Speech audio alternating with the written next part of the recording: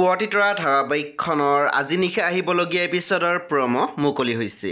আজিৰ প্ৰমৰ প্ৰথম ভাগত আমি দেখিবলৈ পাইছোঁ জোনে কৈ আছিল, তই আজিকালি অকল বিয়াই কৰি থাক দেখোন।